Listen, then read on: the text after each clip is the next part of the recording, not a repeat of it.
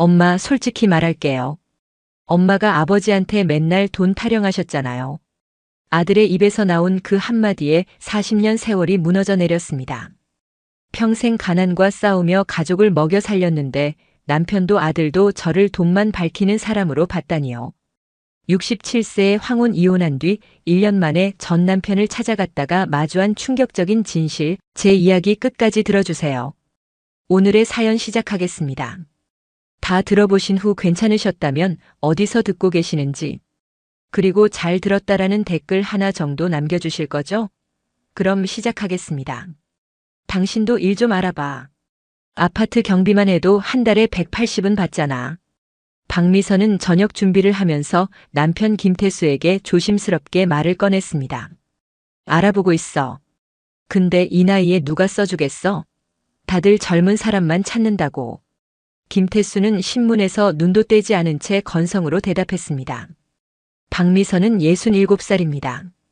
결혼한 지 40년이 흘렀지만 단 한 번도 경제적으로 여유로웠던 적이 없었습니다. 남편 김태수는 작은 중소기업에서 평생을 일했지만 월급이 적어서 박미선까지 일하지 않으면 생활비가 모자랐습니다. 식당 주방 보조부터 시작해서 공장 미싱사, 마트 계산원까지 63까지 온갖 일을 다 했습니다. 가장 가슴 아팠던 건 아들 김영준의 결혼식 날이었습니다. 다른 집들은 예물에 혼수까지 챙겨주는데 박미선 부부가 준 건 축의금 50만 원이 전부였습니다.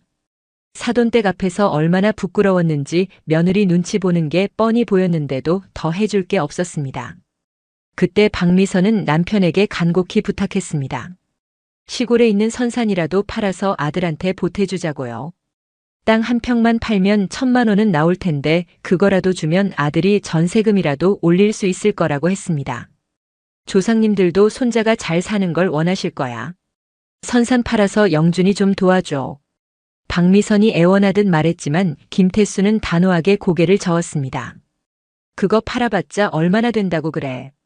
거기 조상님들 모셔놓은 곳인데 어떻게 팔아? 죽어도 못 팔아. 조상은 그렇게 중요하면서 살아있는 자식은 안중에도 없는 건지 그날 밤 박미선은 베개에 얼굴을 묻고 한참을 울었습니다. 2년 전 김태수가 65살로 정년퇴직했습니다. 그나마 받던 월급도 끊겼습니다. 퇴직금은 전세 보증금 올려주는데 다 들어갔고 통장에 남은 게 없었습니다. 그런데 김태수는 집에서 하루 종일 텔레비전만 봤습니다. 박미선은 여전히 동네 대형마트에서 계산원으로 일했습니다. 아침 7시에 일어나 도시락 싸서 출근하고 저녁 6시에 퇴근해서 집에 오면 파김치가 됐습니다. 65살 넘은 나이에 하루 종일 서서 바코드 찍고 무거운 물건 정리하고 손목은 늘 시큰거렸습니다. 어느 날 퇴근해서 저녁 준비하다가 박미선이 다시 말을 꺼냈습니다. 당신도 일자리 좀 알아봐. 경비라도 하면 월 180은 받잖아. 김태수는 신문에서 눈을 떼지도 않고 대답했습니다. 알아보고 있어. 근데 이 나이에 누가 써주겠어? 다들 젊은 사람 원한다고. 거짓말이었습니다. 동네 아파트 경비 자리가 났다고 박미선이 알려줘도 면접조차 안 갔으니까요. 그러면서 밥상 앞에 앉을 때마다 한숨을 쉬며 똑같은 말을 반복했습니다.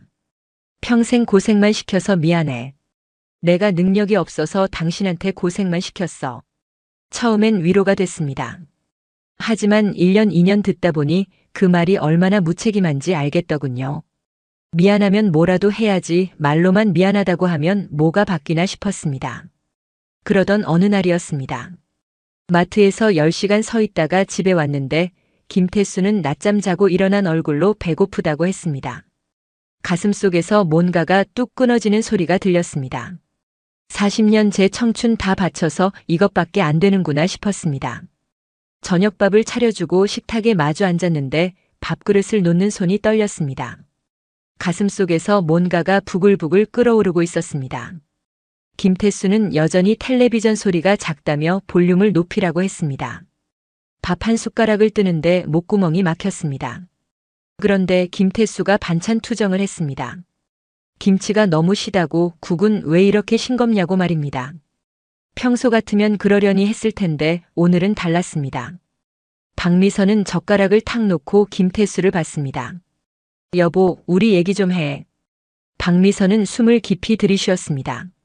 그동안 하고 싶었던 말들이 목구멍까지 차올랐지만 최대한 차분하게 시작했습니다. 나는 마트에서 허리 아프게 일하는데 당신은 집에서 텔레비전만 봐. 일하겠다고 말만 하고 경비 일자리는 찾아보지도 않잖아. 그러면서 미안하다는 말만 반복하고. 김태수가 대답했습니다. 또 돈 얘기야? 나 40년 넘게 일했어. 조금만 쉬게 해. 그 말에 박미선의 숨이 턱 막혔습니다. 40년 일했다고요? 그럼 나는요? 박미선의 목소리가 떨렸습니다. 나는 결혼하고 단 하루도 쉰 날이 없었어. 당신 회사 다닐 때도 식당에서 일했고 공장에서 미싱 돌렸고 지금도 마트에서 하루 10시간씩 서 있다고. 그런데 왜 당신만 일한 사람이 되는 거야? 그 한마디에 박미선의 인내심이 폭발했습니다.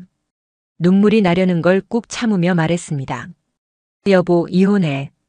김태수가 숟가락을 떨어뜨렸습니다. 믿을 수 없다는 표정으로 박미선을 쳐다봤습니다.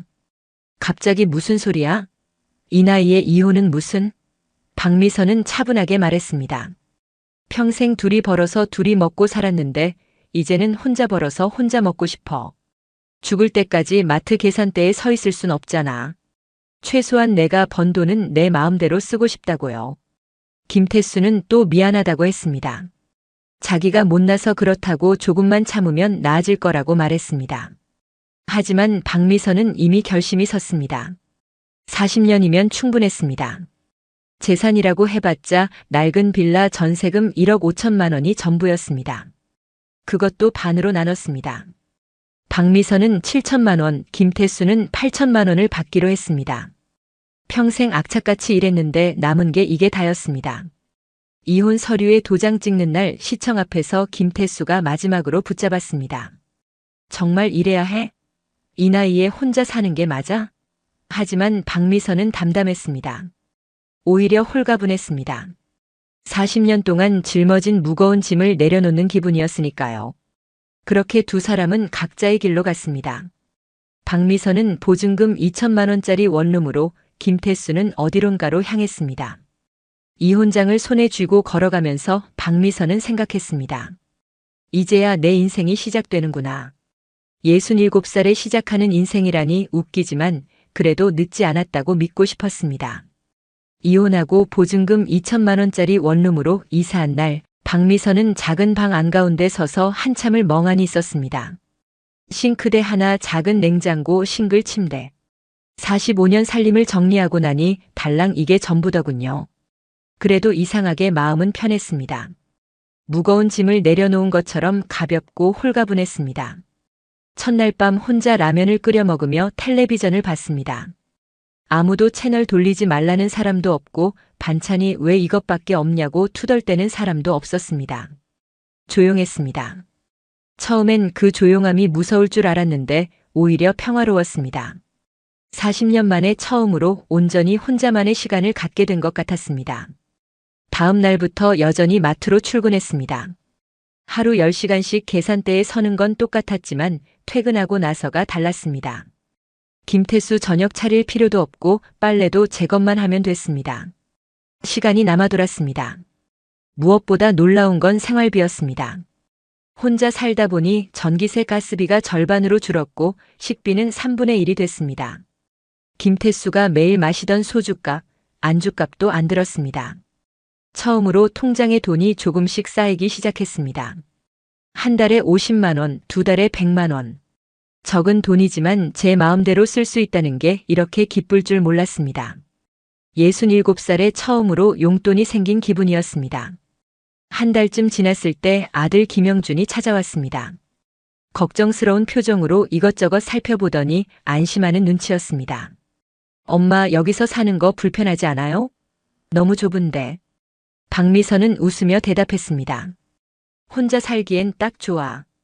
청소하기도 편하고 관리비도 적게 나오고. 사실이었습니다. 넓은 집에서 뭐 하나 싶었습니다. 김영준이 조심스럽게 김태수 얘기를 꺼냈습니다. 아버지도 원룸에서 혼자 지내신대요.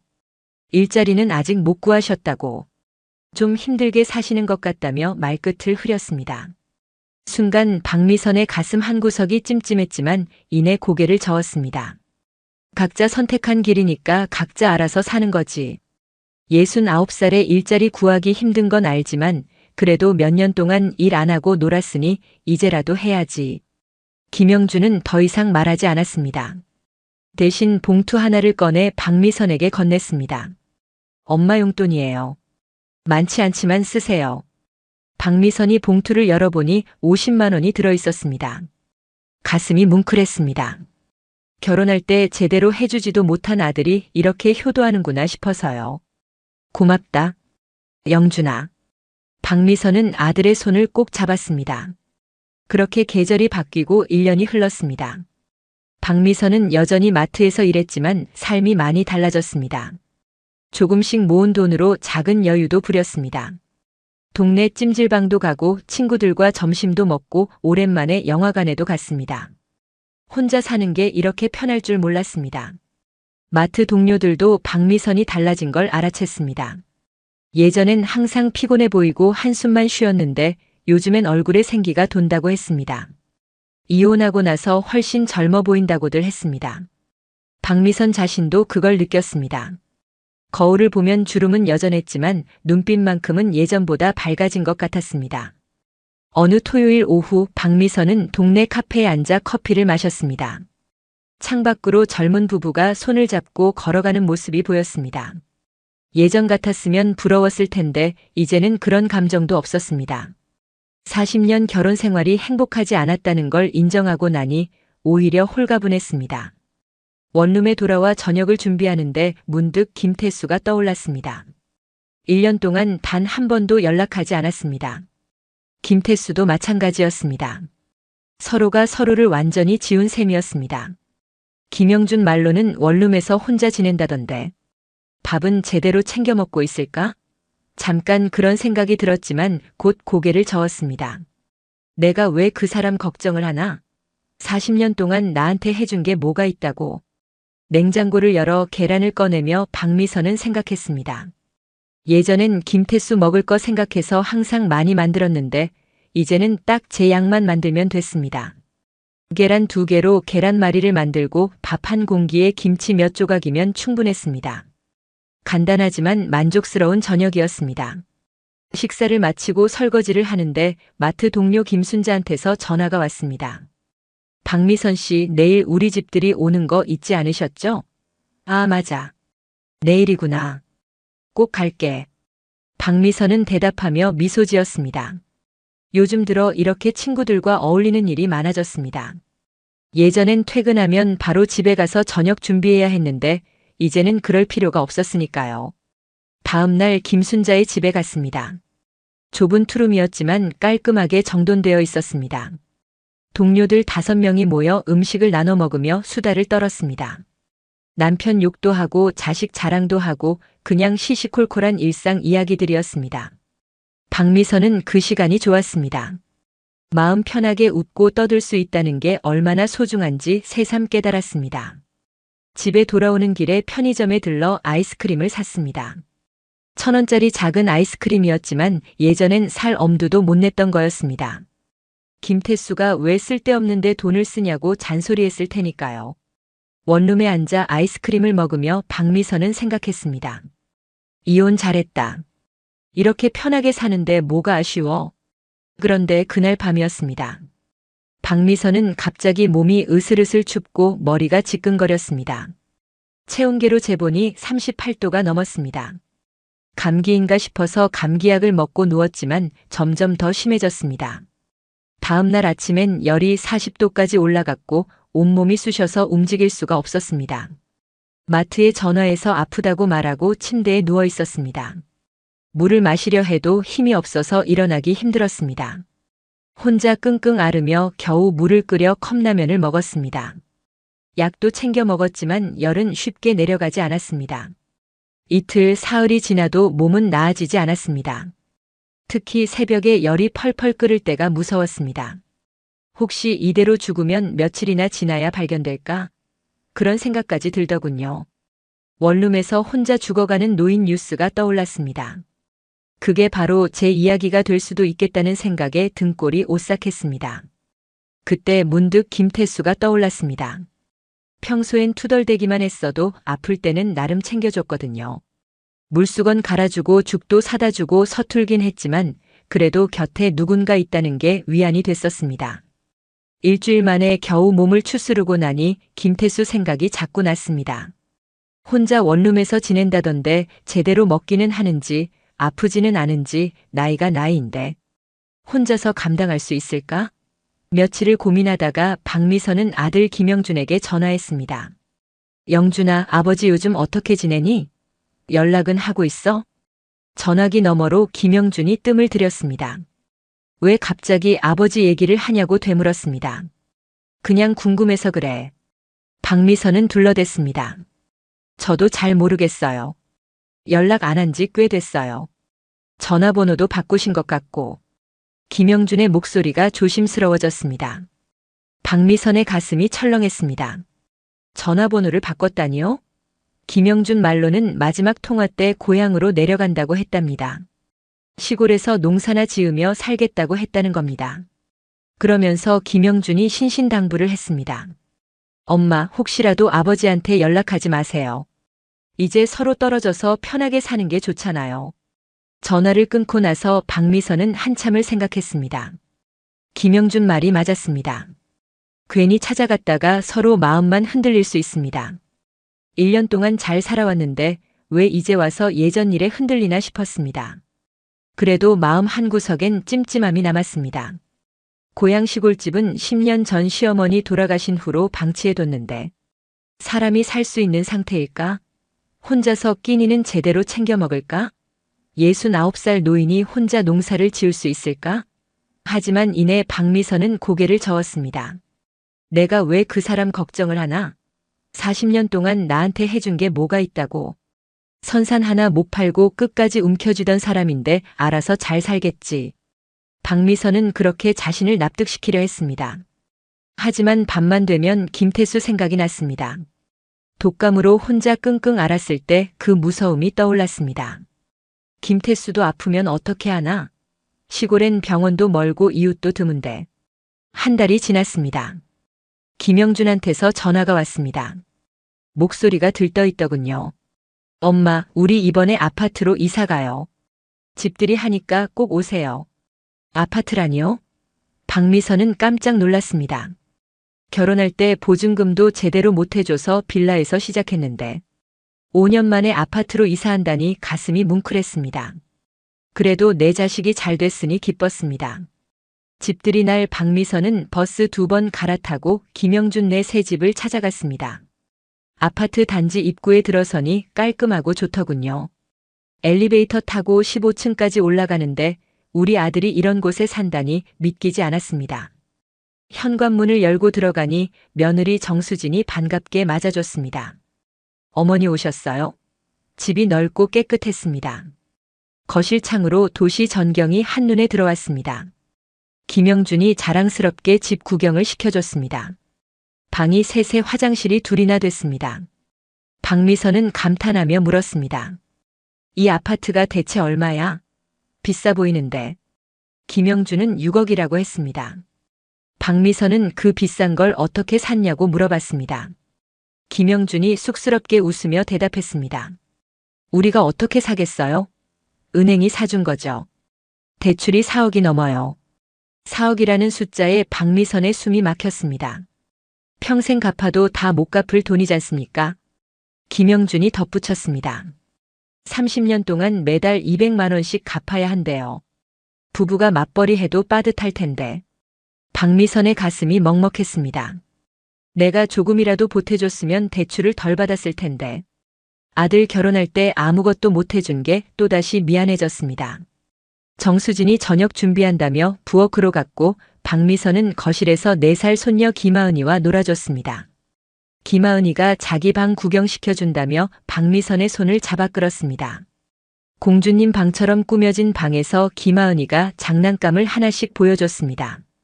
그런데 커다란 인형의 집이 눈에 띄었습니다.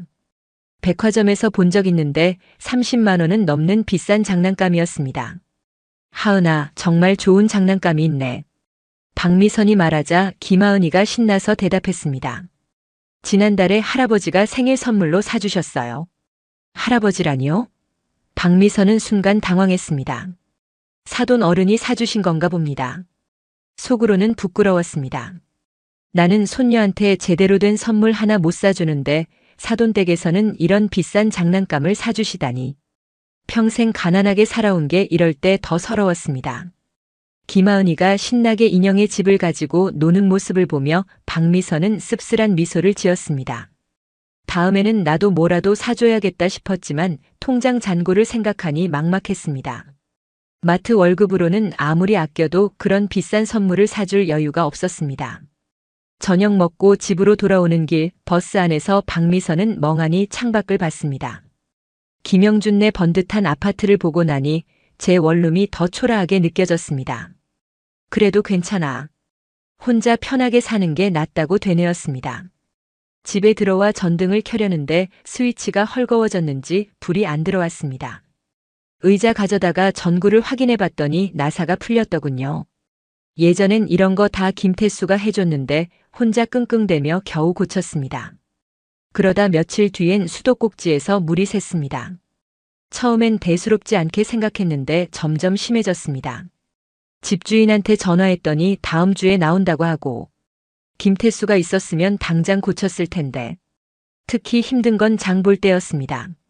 김장철이라 배추며 무며 사야 할 게 많았는데 혼자서는 도저히 들 수가 없었습니다. 카트 끌고 가도 집까지 오르막길인데 팔이 끊어질 것 같았습니다.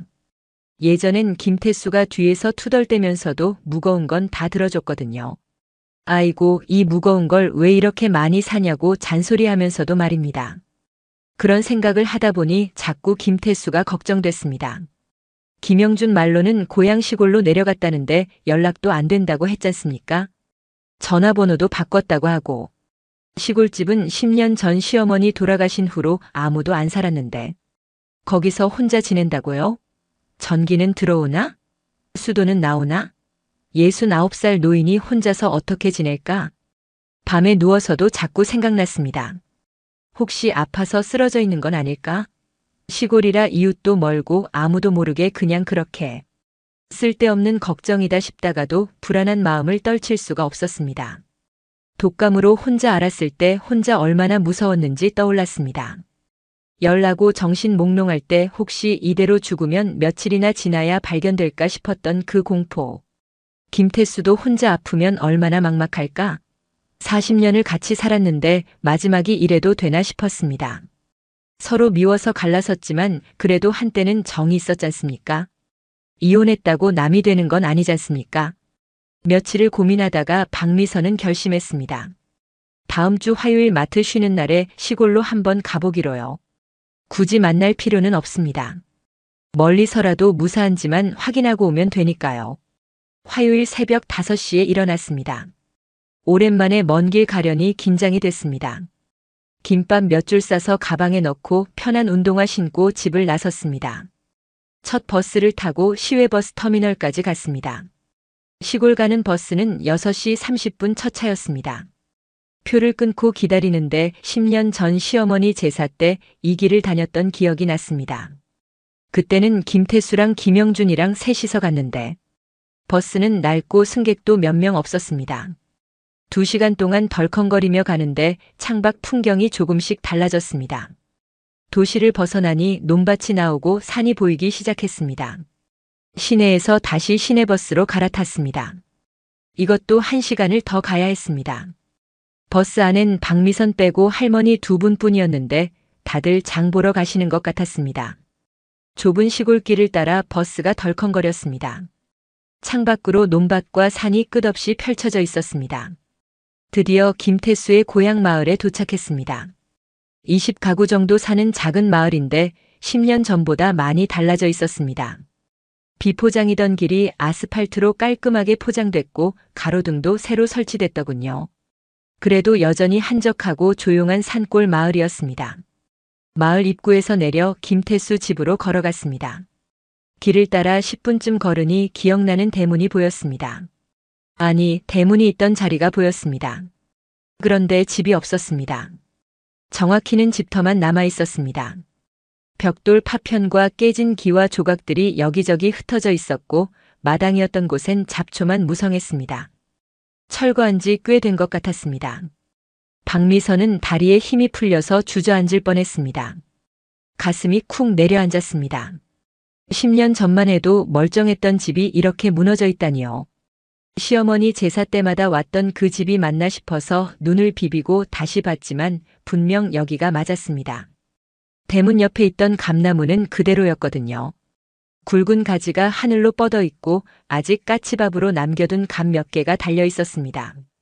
그럼 김태수는 대체 어디 있는 거지? 설마 이 폐허에서 지내는 건 아니겠지? 혹시 다치거나 아픈 건 아닐까? 온갖 생각이 꼬리를 물고 일어났습니다. 박미선은 주변을 자세히 둘러봤지만 사람이 머문 흔적은 전혀 없었습니다. 마당 한 구석에 쓰러진 장독대를 보니 가슴이 먹먹했습니다. 시어머니가 담그신 된장, 간장이 들어있던 독들이 다 깨져 있었습니다. 그 옆 텃밭도 온통 잡초로 뒤덮여 있고요. 정말 아무도 살지 않는 폐가가 된 거였습니다.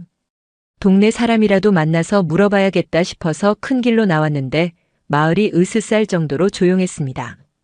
개 짖는 소리 하나 안 들렸습니다. 평일이라 다들 일하러 나가신 건가? 박미선은 혼자 멍하니 서 있다가 버스 시간을 확인했습니다. 다음 버스는 2시간 뒤였습니다.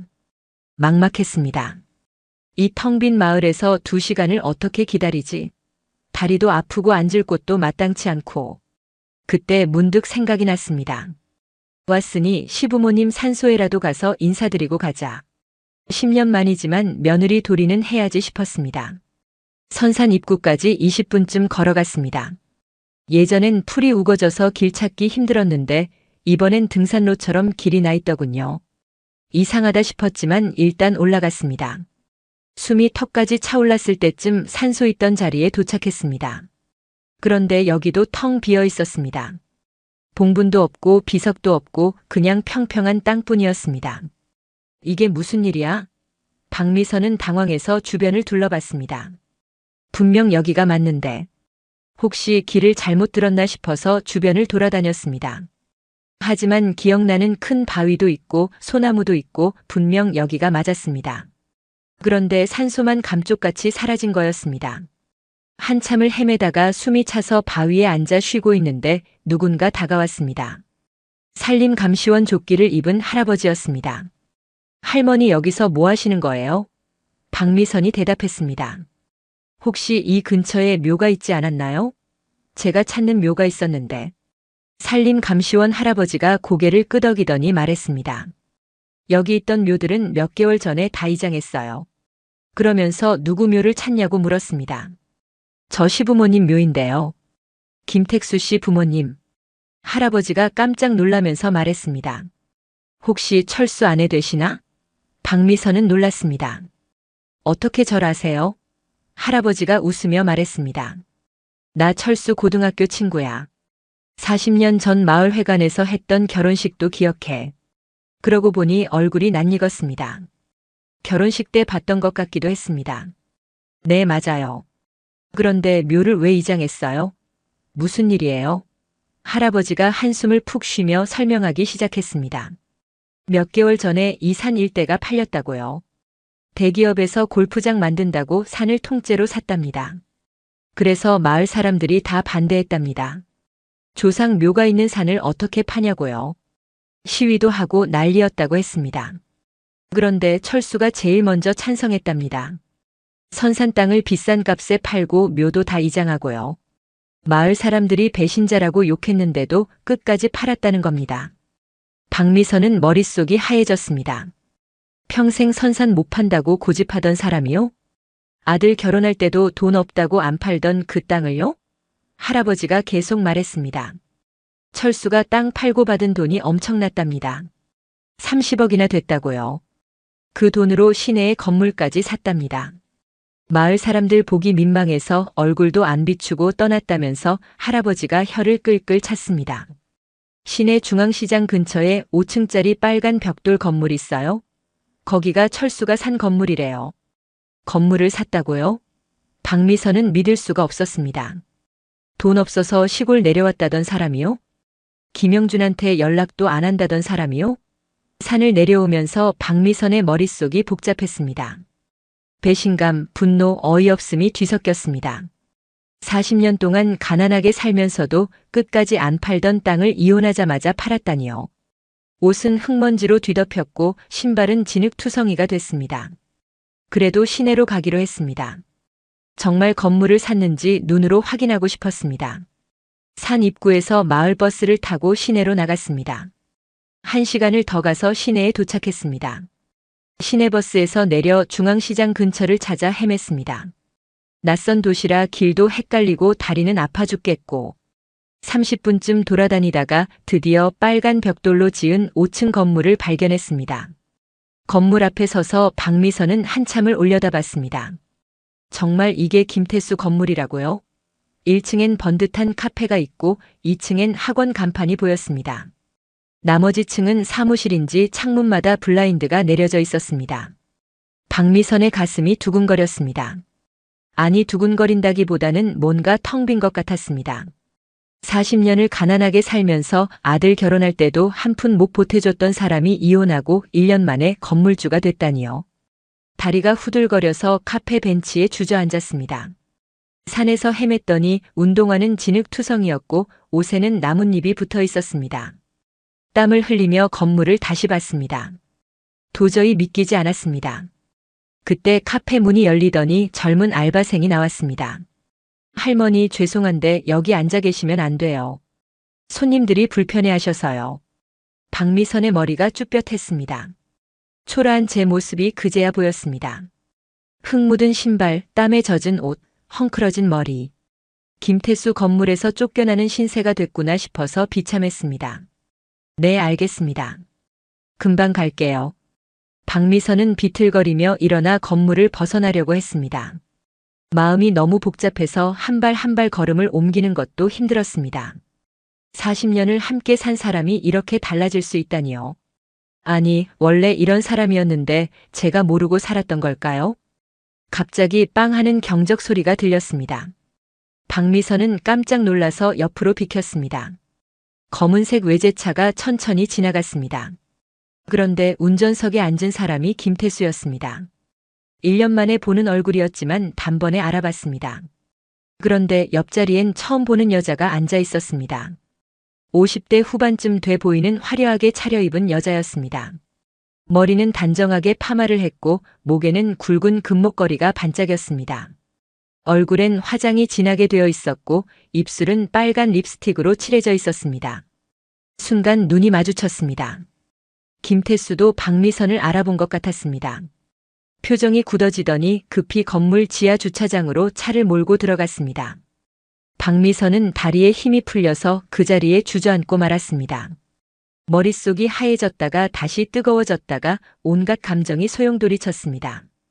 아, 이게 다 사실이었구나. 김태수는 정말 건물주가 됐고 외제차를 타고 다른 여자와 잘 살고 있구나. 내가 괜한 걱정을 했구나. 그런데 이상했습니다. 안심이 되면서도 동시에 배신감이 밀려왔습니다. 그렇게 큰 돈을 벌었으면 연락 한 번쯤은 할 수 있지 않습니까? 40년을 함께 산 정이 있는데 이혼했다고 완전히 남이 되나요? 김영준한테도 거짓말했겠구나. 시골에서 어렵게 산다고요. 다 거짓말이었습니다. 박미선은 억울했습니다. 내가 왜 마트에서 하루 10시간씩 서서 일해야 하지? 왜 나만 원룸에서 쪼들리며 살아야 하지? 골프장이 몇 년만 더 빨리 들어왔으면 이혼할 일도 없었을 텐데요. 눈물이 날 것 같았지만 꾹 참았습니다. 여기서 울면 더 비참해질 것 같아서요. 대신 주먹을 꽉 쥐고 일어섰습니다. 택시라도 타고 빨리 이곳을 떠나야겠다고 생각했습니다. 그런데 막 걸음을 떼려는 순간 뒤에서 누군가 불렀습니다. 복순아. 박미선이 돌아보니 김태수가 헐레벌떡 뛰어오고 있었습니다. 가까이서 보니 정말 딴 사람 같았습니다. 번듯한 정장에 윤이 나는 구두. 손목엔 비싼 시계까지 차고 있었습니다. 1년 전 그 초라했던 모습은 흔적도 없었습니다. 살도 좀 찐 것 같았고 얼굴에도 생기가 돌았습니다. 머리도 깔끔하게 자르고 안경도 새 걸로 바꿨더군요. 완전히 다른 사람이 되어 있었습니다. 당신이 여기 왜 있어? 김태수가 헐떡이며 물었습니다. 박미선은 무슨 말을 해야 할지 몰랐습니다. 걱정되어서 왔다고 하기엔 김태수가 너무 잘 살고 있었고 그렇다고 거짓말하기도 그랬습니다.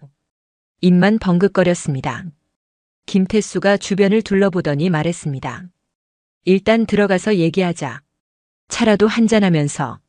건물 1층 카페로 들어갔습니다. 문을 열자마자 시원한 에어컨 바람이 확 끼쳤습니다. 고급스러운 인테리어에 조용한 음악이 흘렀습니다. 박미선이 아까 쫓겨났던 그 카페가 맞나 싶었습니다. 카페 사장이 다가와 90도로 인사했습니다. 사장님 오셨습니까? 자리 안내해 드릴게요. 건물주 대접이 이런 거구나 싶었습니다. 창가 좋은 자리로 안내받아 앉았는데 김태수가 자연스럽게 키오스크로 갔습니다. 박미선은 따라가서 멍하니 서 있었습니다. 화면에 뭐가 뭔지 하나도 모르겠더군요. 김태수는 익숙한 손놀림으로 터치하며 주문했습니다. 나는 아메리카노 샷 추가 얼음 적게. 당신은 뭐 마실래? 박미선이 대답했습니다. 나 그냥 따뜻한 거로. 김태수가 능숙하게 주문하고 카드까지 찍는 모습을 보니 씁쓸했습니다. 예전엔 은행 업무도 박미선이 다 해줬는데 이제는 김태수가 세련된 도시 사람이 되어 있고 박미선만 시골 할머니로 남은 것 같았습니다. 자리에 앉아 마주봤습니다. 어색한 침묵이 흘렀습니다. 커피가 나오고 나서야 김태수가 먼저 입을 열었습니다. 여기는 어떻게 왔어? 박미선은 커피잔을 만지작거리며 대답했습니다. 이혼하고 돈도 얼마 없이 나갔는데 걱정돼서 와봤어. 김태수가 깊은 한숨을 쉬었습니다. 그리고는 지난 1년간의 이야기를 시작했습니다. 이혼 후 원룸에서 지냈답니다. 일자리를 찾아봤지만 69살 노인을 써주는 곳은 없었고 가진 돈도 생활비로 야금야금 줄어들었다고요. 그래서 차라리 고향에 가서 농사나 지으며 살까 했답니다. 막상 내려가 보니 집은 10년간 방치되어 폐가가 됐더랍니다. 지붕은 무너지고 벽은 갈라지고 도저히 사람이 살 수 없는 상태였다고요. 그래서 마을 회관에서 자면서 술만 마셨답니다. 그냥 이대로 죽는 게 나을까 싶을 정도로 절망적이었다고요. 그런데 골프장 얘기가 나왔답니다.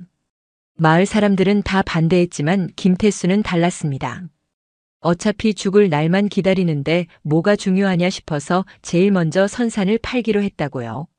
30억 받았어. 그 돈으로 이 건물 샀고 월세로 먹고 살고 있어. 지금은 한 달에 2천만 원 정도 들어와. 잠깐 30억이요? 박미선의 숨이 막혔습니다. 우리가 평생 가난하게 살았는데 그 땅이 30억이었다니요. 아들 결혼할 때 제가 그렇게 팔자고 했을 때 팔았으면. 김태수가 조심스럽게 물었습니다. 여기는 어떻게 알았어? 영준이가 알려줬어? 말하지 말라고 신신당부했는데. 박미선이 대답했습니다. 영준이한테 들은 게 아니야. 시골집에 갔다가 산림감시원 할아버지한테 들었어. 당신 고등학교 친구라던데.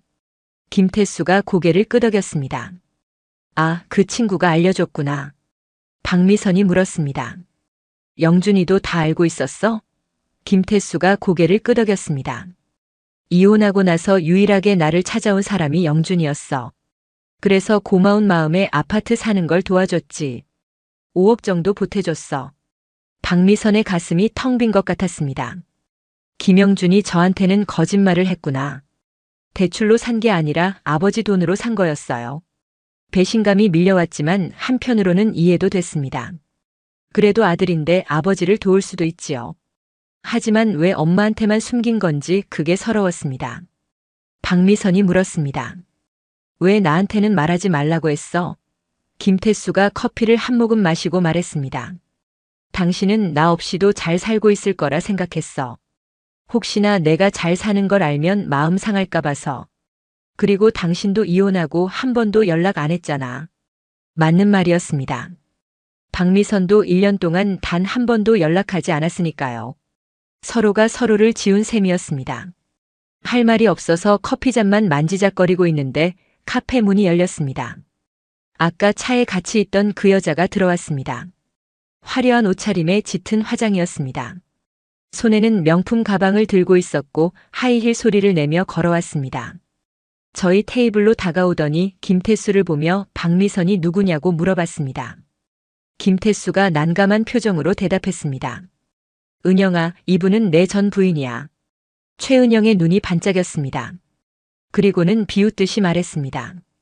와, 오빠가 은퇴하자마자 버렸다는 그 할머니네. 박미선의 얼굴이 화끈거렸습니다. 버렸다니요?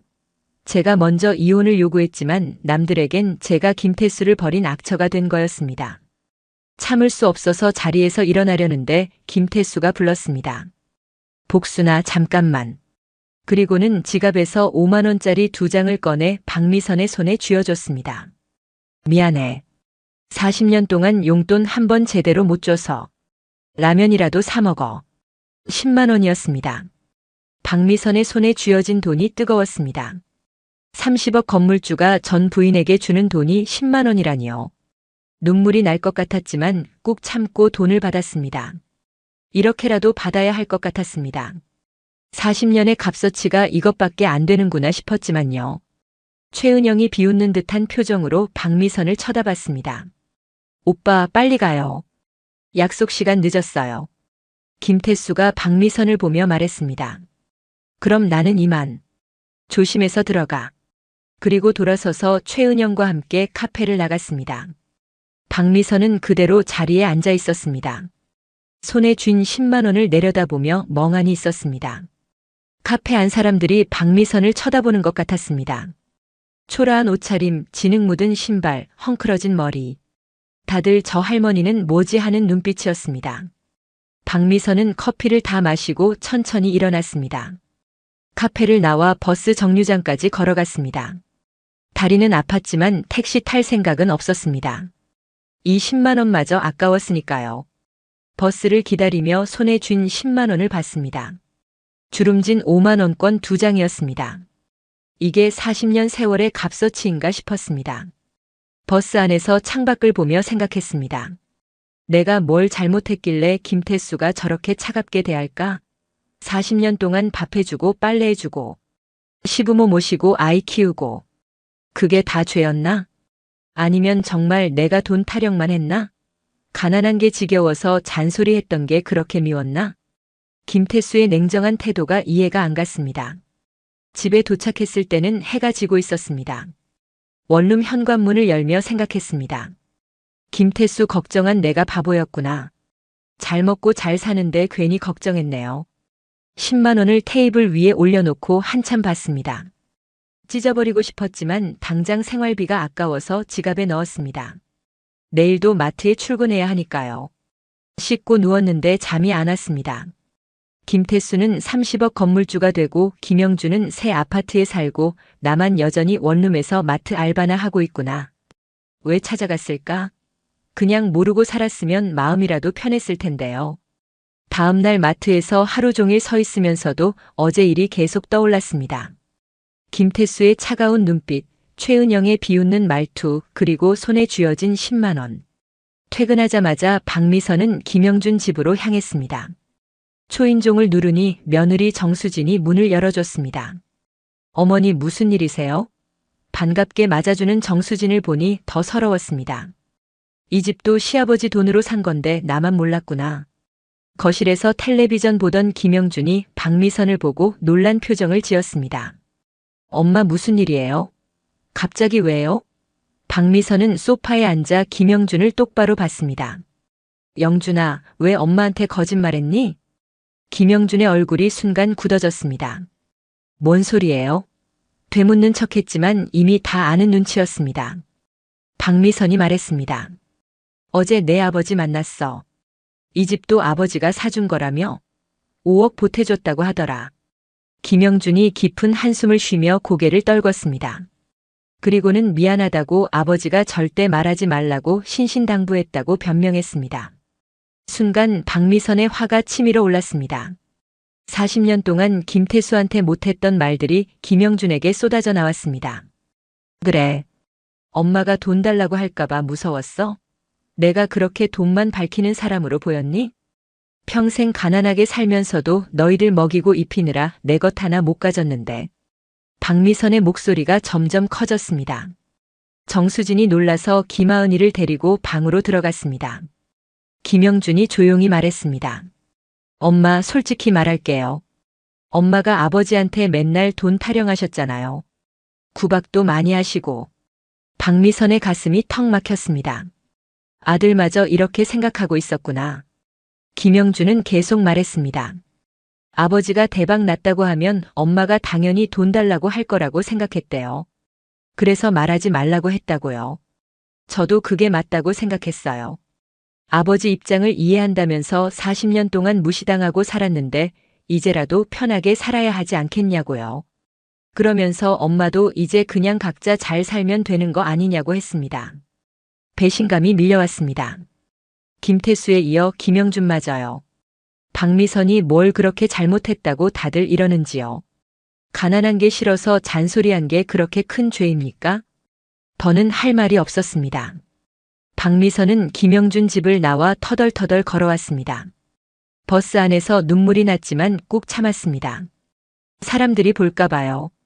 집에 와서 한참을 멍하니 앉아 있었습니다. 김태수와 김영준 두 사람을 걱정했던 제가 정말 바보 같았구나. 혼자 쓸데없는 걱정하며 찾아다녔는데 정작 그들은 박미선을 돈만 밝히는 사람으로 봤구나. 평생 가족을 위해 일했는데 이게 받는 대접이구나. 박미선은 그날 밤 잠을 이루지 못했습니다. 천장만 쳐다보며 지난 40년을 되돌아봤습니다. 다음 날 아침 박미선은 변호사 사무실을 찾아갔습니다. 혹시나 하는 마음에서였습니다. 이혼 후에 김태수가 선산 팔아서 30억 벌었는데 나도 받을 권리가 있지 않냐고 물었습니다. 젊은 변호사가 서류를 검토하더니 고개를 저었습니다. 죄송합니다만 선산은 재산분할 대상이 아닙니다. 이혼 당시엔 없던 재산이고 상속받은 재산이라 법적으로 받으실 방법이 없어요. 변호사의 말이 차갑게 들렸습니다. 예상은 했지만 막상 들으니 허탈했습니다. 40년을 함께 살았는데 단 한 푼도 받을 수 없다니요. 그럼 아무것도 할 수 없다는 말씀이시죠? 박미선이 다시 물었습니다. 네, 이혼 후에 발생한 재산은 전 배우자에게 청구권이 없습니다. 더군다나 상속받은 재산은 원래부터 재산분할 대상이 아니고요. 변호사는 법조문을 펼쳐 보이며 설명했지만 박미선의 귀엔 아무것도 들어오지 않았습니다. 변호사 사무실을 나와 무거운 발걸음으로 길을 걸었습니다. 막막했습니다. 법적으로도 받을 수 없고 김태수도 줄 생각이 없고 김영준마저 아버지 편을 들고 박미선은 완전히 혼자가 된 기분이었습니다. 40년을 함께 산 가족들이 다 등을 돌렸다는 생각에 가슴이 무너져 내렸습니다. 집에 와서 냉장고를 열어보니 먹을 게 별로 없었습니다. 통장 잔고를 확인해 보니 다음 월급날까지 아껴 써야 할 것 같았습니다. 막막한 마음에 소주나 한잔하자 싶어서 다시 냉장고를 열었는데 소주는 있는데 안주가 없었습니다. 그때 테이블 위에 있던 5만 원짜리 2장이 눈에 들어왔습니다. 김태수가 준 그 돈이었습니다. 찢어버리고 싶었습니다. 창밖으로 던져버리고 싶었습니다. 하지만 당장 생활비가 아까웠습니다. 한참을 망설이다가 돈을 들고 편의점으로 갔습니다. 소주 한 병에 도시락 하나 계산하고 나니 2만 원 정도 썼더군요. 남은 8만 원을 다시 지갑에 넣으며 씁쓸했습니다. 집에 와서 혼자 술을 마셨습니다. 도시락 김치를 안주 삼아 소주를 마시는데 눈물이 났습니다. 그냥 몰랐으면 좋았을 텐데요. 김태수가 시골에서 힘들게 산다고 생각하고 김영준도 대출로 고생한다고 생각하며 살았으면 마음이라도 편했을 텐데요. 왜 찾아갔을까? 쓸데없는 걱정에 혼자 발품 팔아가며 찾아다녔는데 알고 보니 나만 바보였습니다. 김태수는 30억 건물주가 되어 최은영이라는 젊은 여자와 잘 살고 있고 김영준은 넓은 새 아파트에서 행복하게 살고 있는데 박미선만 여전히 이 좁은 원룸에서 내일 마트 출근 걱정하며 살고 있구나. 모르는 게 약이라는 말이 있지 않습니까? 정말 그런 것 같았습니다. 차라리 김태수가 불행하게 산다고 믿고 있었으면 그래서 내가 그나마 낫다고 위안 삼았으면 좋았을 텐데요. 그냥 몰랐으면 좋았을 걸. 소주를 다 마시고 침대에 누웠습니다. 천장을 보며 지난 40년을 생각했습니다. 정말 제가 돈 타령만 했을까요? 가난에서 벗어나고 싶어서 한 말들이 그렇게 잘못된 걸까요? 식당에서 일하고 공장에서 미싱 돌리고 마트에서 계산원 하면서 번 돈으로 가족을 먹여 살렸는데요. 그게 다 죄가 됐습니까? 김태수는 회사 다니면서 월급 받아왔다고 40년 일했다고 했지만 박미선도 똑같이 40년을 일했습니다. 아니, 어쩌면 더 힘들게 일했을지도 모릅니다. 집안일에 육아에 시부모 모시는 것까지 다 했으니까요. 그런데 왜 김태수만 일한 사람이 됩니까? 다음 날 마트에 출근했습니다. 계산대에 서서 바코드를 찍는데 손이 자꾸 멈췄습니다. 머릿속으로 김태수의 모습이 자꾸 떠올랐습니다.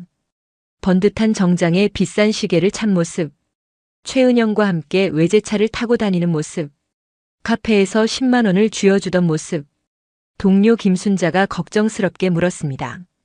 박미선 씨 괜찮아요? 얼굴이 안 좋은데. 괜찮아요. 그냥 좀 피곤해서요.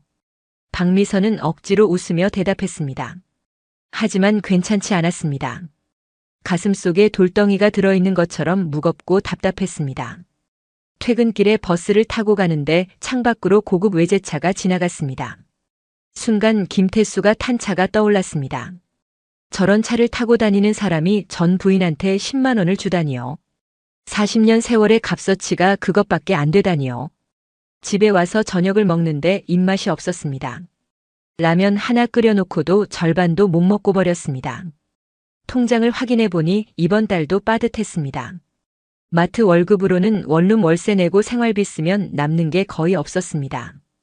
반면에 김태수는 한 달에 2천만 원씩 월세를 받는다고 했습니다. 일도 안 하고 편하게 살면서요. 그 돈이면 박미선이 1년 동안 버는 돈보다 많습니다. 불공평했습니다. 왜 이렇게 됐을까요? 이혼만 안 했어도 그 돈의 반은 제 것이었을 텐데요. 골프장이 1년만 더 빨리 들어왔어도 이혼할 일이 없었을 텐데요. 하지만 후회해도 소용없었습니다. 이미 엎질러진 물이었으니까요. 박미선은 침대에 누워 눈을 감았습니다. 하지만 잠은 오지 않았습니다. 머릿속으로 온갖 생각이 꼬리를 물고 이어졌습니다. 김태수와 김영준의 얼굴이 번갈아 떠올랐습니다. 그리고 최은영의 비웃는 표정이 떠올랐습니다. 엄마가 아버지한테 맨날 돈 타령하셨잖아요. 김영준의 말이 귓가에 맴돌았습니다. 정말 제가 그렇게 돈 타령만 했을까요? 아니면 가난에서 벗어나고 싶다는 소망이 잘못된 걸까요? 자식한테 조금이라도 더 해주고 싶다는 마음이 욕심이었을까요? 박미선은 알 수가 없었습니다. 다만 한 가지는 확실했습니다. 40년을 함께 산 가족들이 모두 박미선을 외면했다는 것. 그리고 박미선은 이제 정말 혼자라는 것. 67살에 완전히 혼자가 됐다는 것. 다음 날도 그 다음 날도 박미선은 마트에 출근했습니다. 계산대에 서서 바코드를 찍고 물건을 정리하고 손님들에게 웃으며 인사했습니다. 하지만 마음속은 텅 비어 있었습니다. 찾아가지 말걸. 그냥 모르고 살걸. 그런 생각만 계속 들었습니다. 모르는 게 약이라는 말이 이럴 때 쓰는 말이구나 싶었습니다. 며칠이 지났습니다. 박미선은 여전히 마트에서 일했고 여전히 원룸에서 혼자 살았습니다. 하지만 예전과는 달랐습니다. 이혼하고 처음 1년은 홀가분하고 자유로웠는데 이제는 그냥 외롭고 쓸쓸했습니다. 김태수와 김영준의 진실을 알고 나니 모든 게 달라 보였습니다. 저녁마다 원룸에 혼자 앉아 있으면 텅 빈 기분이 들었습니다. 텔레비전을 켜도 재미가 없었고 밥을 먹어도 맛이 없었습니다. 그냥 하루하루를 버티는 것 같았습니다. 마트에 출근하고 퇴근하고 밥 먹고 자고 다시 출근하는 반복이었습니다. 어느 날 저녁 박미선은 또 편의점에 갔습니다. 소주 한 병과 도시락을 사서 계산대에 섰습니다. 계산하면서 문득 지갑 속 8만 원이 눈에 들어왔습니다.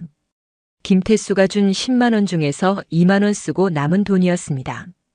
40년 세월의 값어치라는 게 이것밖에 안 되는구나. 집에 와서 도시락을 데우고 소주잔을 꺼냈습니다. 혼자 마시는 술은 쓰디쓸 뿐이었습니다. 한 잔, 두 잔 마시다 보니 눈물이 났습니다. 왜 찾아갔을까요? 그냥 모르고 살 걸 그랬습니다. 김태수가 시골에서 힘들게 산다고 믿고 있었으면 그래도 마음이 편했을 텐데요.